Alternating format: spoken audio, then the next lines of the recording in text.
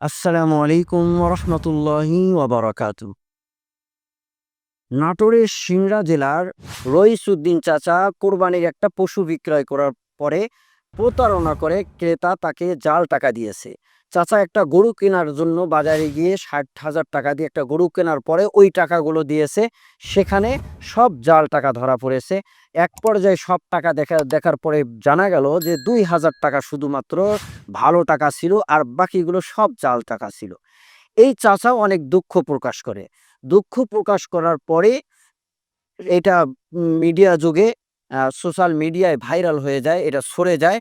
তো অনেকরাই প্রেরিত হয়ে ইমোশনাল হয়ে সেই চাচাকে সহযোগিতা করেছেন। অনেক টাকা দিয়ে সহযোগিতা অনেকরাই দূর দূরান্ত থেকে করেছেন। পাশাপাশি চিত্রনায়িকা অপু বিশ্বাস তিনি একটা প্রতিশ্রুতি দিয়েছেন, ওই চাচার জন্য একটা অফার দিয়েছেন। আর চাচাও ওইটা লুফে নিয়েছেন।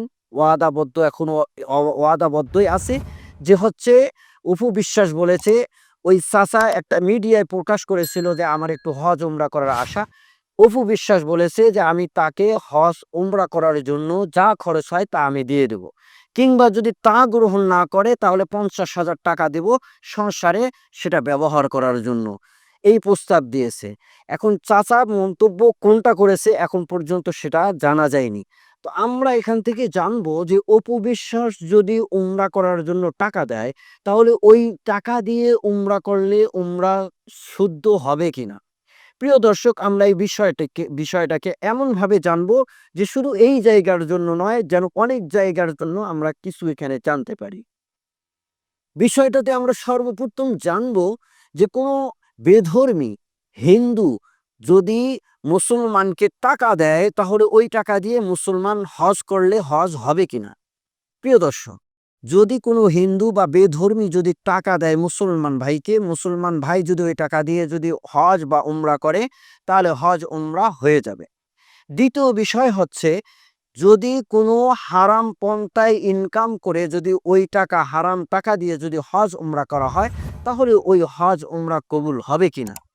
কেহ যদি জেনে বুঝে যদি এমন করে যদি এই টাকা হারাম টাকা দিয়ে যদি কেউ হজ উমরা করে, তাহলে কিংবা না জেনে করে, তাহলে ফুকাহায়ে কেরাম বলেন যে বাহ্যিকভাবে তার উপরে যদি হজ ফরজ হয়ে থাকে, সেটা তার জিম্মার থেকে বাদ রয়ে যাবে, জিম্মার থেকে সেটা আদায় হয়ে যাবে, তার থেকে সেটা আদায় হয়ে যাবে, বাকি সোয়াব পাবে না। সোয়াব পেতে হলে অবশ্যই হালাল টাকা দিয়ে হজ করতে হবে, উমরা করতে হবে। তৃতীয় বিষয় আরেকটি আমরা জানব, সেটি হচ্ছে, যদি কেউ হারাম টাকা হুকুম হলো যে ওই হারাম টাকা তার মালিকের কাছে পৌঁছায় দেওয়া, মালিক যদি না পাওয়া যায় তাহলে ওই টাকা গরিব মিসকিনের হাতে দিয়ে দেওয়া সোয়াবের নিয়ত ছাড়া। সুতরাং এমন করে যদি কেউ সোয়াবের নিয়ত ছাড়া যদি হারাম টাকা কোনো অসহায় মানুষকে দেয়, আর ওই অসহায় মানুষ যদি ওই টাকা দিয়ে হজ অথবা উমরা আদায় করে, তাহলে সেই টাকা দিয়ে হজ উমরা করলেও হজ উমরা হবে কিনা।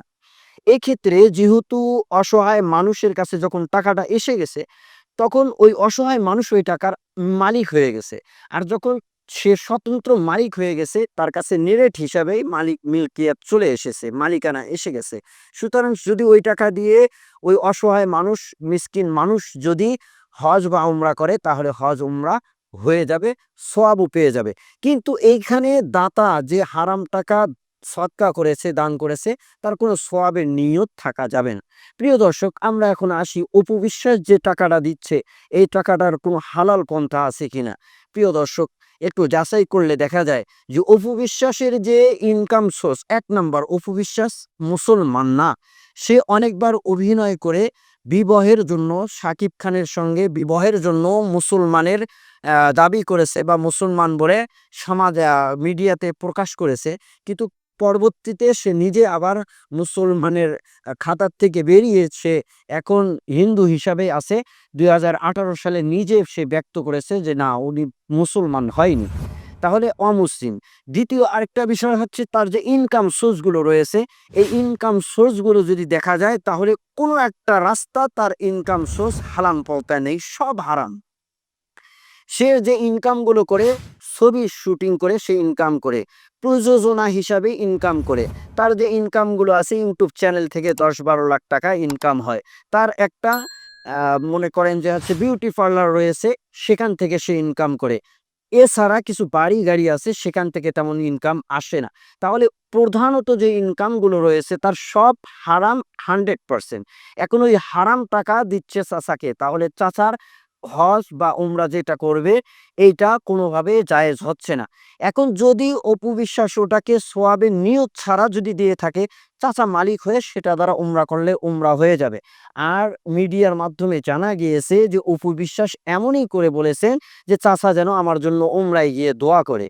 এই দোয়া চেয়েছে। সুতরাং এখান থেকে স্পষ্ট হয়ে যায় যে অপু বিশ্বাস যদি টাকা দেয়, ওই টাকা দিয়ে চাচা যদি উমরা করে তাহলে উমরা শুদ্ধ হবে না। এটা আমরা স্পষ্ট করে জানতে পেরেছি। আল্লাহ পাক আমাদের সকলকে হজ এবং উমরার প্রত আমলকে খালেস নিয়তে শুদ্ধ পন্থায় শুদ্ধ টাকায় পরিশোধিত টাকার মাধ্যমে হজ উমরা করার তৌফিক দান করুক। সকলে বলি আমিন।